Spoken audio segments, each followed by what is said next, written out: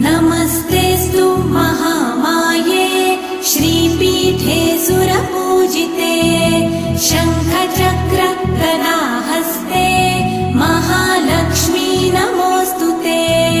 नमस्ते गरुडारूढे कोलासुरभयङ्करी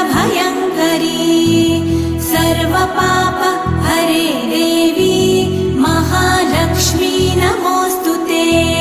महादेव्यै च विद्महे विष्णुपत्न्यै च धीमहि तन्नो लक्ष्मी प्रचोदयात्।